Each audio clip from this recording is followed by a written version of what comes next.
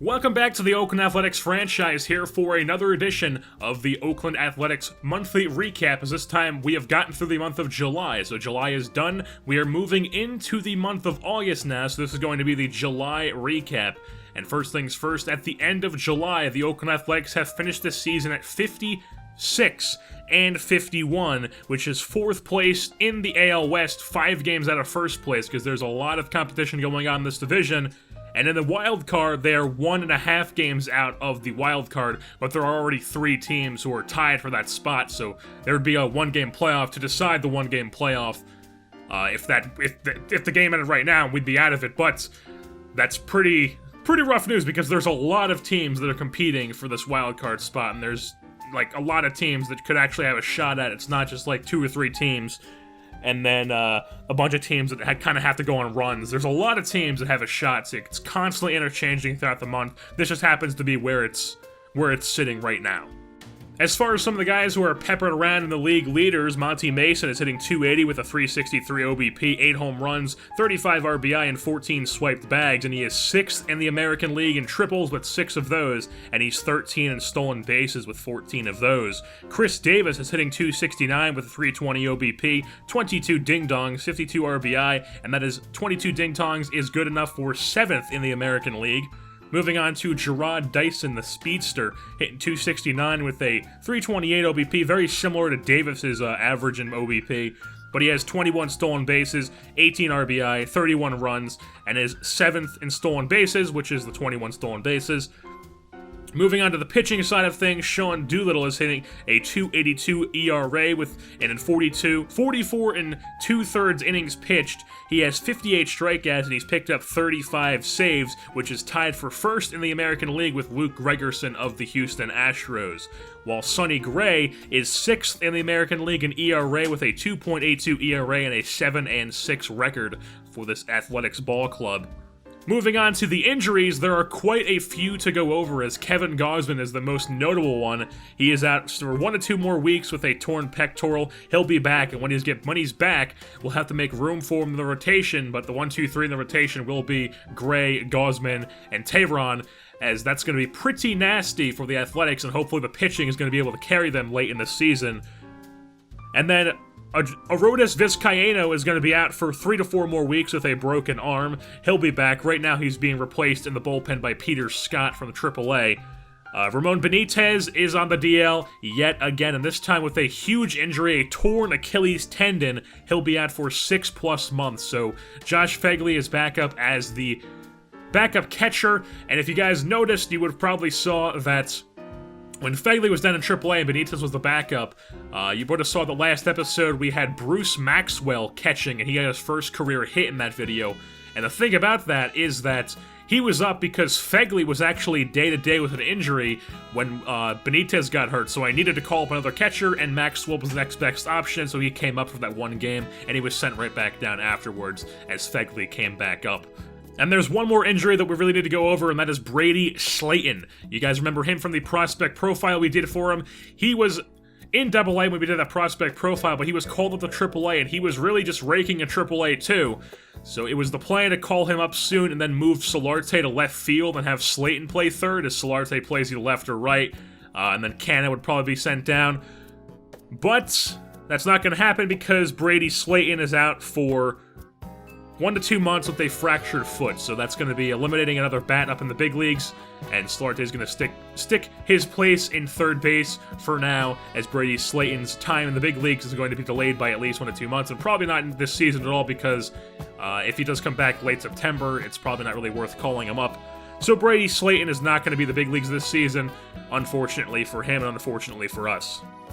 Some of the updates around our system: Matt Olson is hitting .280 with 8 home runs and 32 RBI and 186 at-bats, and those aren't really that impressive of power stats, to be completely honest, as we'll get to that here in a second. Mark Canha is currently still in the big leagues, but he's probably on his way down to AAA, as he was raking in AAA, and it just seems like he's one of those guys who rakes in AAA and just can't get it together in the big leagues. He can hit a few dingers here and there, but he's not really going to be an asset, because he hits like 230, 220, and he has an OBP under 300, so he's really not helping the team at all, and he's probably going to be sent down to the minor leagues. And then here for the power stats, like I mentioned, Sean Andino has some decent pop to his bat, but he doesn't have Matt Olson type pop, and he has basically the same amount of at-bats, but he has the same amount of home runs and more RBI than Matt Olson. So Sean Andino is doing the same as Matt Olson, but Matt Olson is a much better power bat, so he's just really not doing too well in AAA. The 280 batting average for him is, for Matt Olson that is not that bad, but I mean, you would expect more home runs than 8 from Matt Olson, but he just doesn't have more than that. Billy Burns, on the other hand, is hitting .257 with 7 stolen bases, 8 RBI, and 74 at-bats. He was sent into AAA because he was just not doing well at all in the big leagues. He was hitting about .212 with like a .260, .270 OBP. Just not very good at all. And he's a leadoff type hitter, /9/ hitter, and he's really not doing anything to help the team. And we already have a Dyson in center field, so it really wasn't worth to have him on the team. So he's down to AAA now, and he's just not really proving himself that he's going to be called up anytime soon. Maybe he will in the next month, but right now he's just not really proving that he's ready to be called up anyways. And now moving on to the pitching and the lineups. The starting rotation 1 to 5 is Sonny Gray, Julio Teheran, Jesse Hahn, Rafael Montero, and J.R. Newman.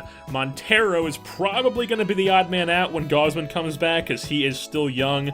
It would make more sense for him to go to the AAA than Jesse Hahn, who's making quite a decent amount of money, and he's starting to turn things around here as he's starting to win ball games, and his ERA is getting down there as well. So Montero, even though he's not pitching like incredibly bad, he's actually pitching pretty decently. He's probably going to be the odd man out, or he could go to the bullpen. We're not really sure with that. Then we move on to the bullpen, as the middle relievers is Fernando Rodriguez, Alex Torres, Peter Scott, and Liam Hendricks. Alex Torres is really the worst of the bunch there, as he has like a 5 ERA this season, and Peter Scott is recently called up, a left-hander from AAA. The setup men are Tyler Clippard and Ryan Madsen, and then the closer is, of course, Sean Doolittle, the American League saves leader, tied with the Houston closer, of course, with Luke Gregerson. The lineup versus right-handed pitching is leading off in center field is Gerard Dyson, followed by second baseman Jose Miguel Fernandez, third base Yangervis Solarte, DH Chris Davis, right field Steve Pearce, left field Mark Canha for now, first base Jackie Allen, catching is Stephen Vogt, and then shortstop is Franklin Barreto. While against left-handed pitching, it's leading off his second baseman Jackie Allen, center fielder Monty Mason, third base Yangervis Solarte, DH Chris Davis, first baseman Darren Ruff, right field Stephen Pearce, left field Mark Canha, catching is Stephen Vogt, and shortstop is Franklin Barreto.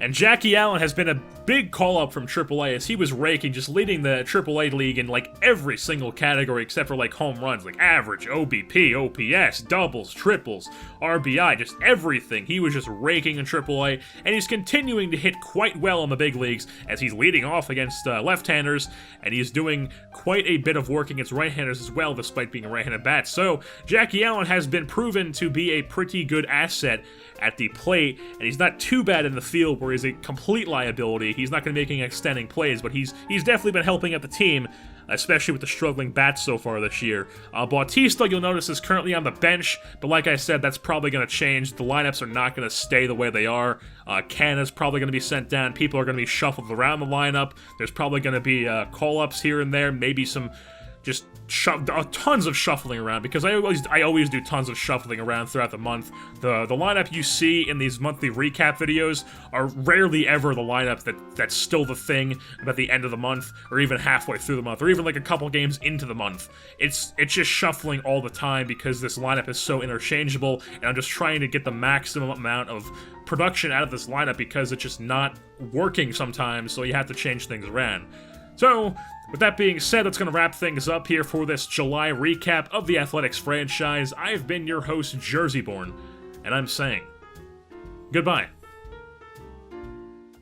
I'm on that Billy Joel, tomorrow is today, but I ain't sipping polish, it only looks that way. And now the glow is something I don't see in my reflection. The mirror's fogged up, clouded by the past rejection. I wanna smash the mirror, but I know how that goes. Too many bloody knuckles, stop running Rocky's roads. I got my flavors and there's more than 31, son. About to sample 45, I call it fucking punch drunk.